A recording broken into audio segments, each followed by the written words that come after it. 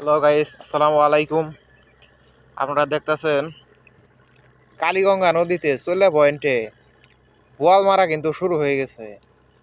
আপনারা দেখতে পারতেছেন এই যে কাকা নতুন পদ্ধতিতে বোয়াল ধরতেছে।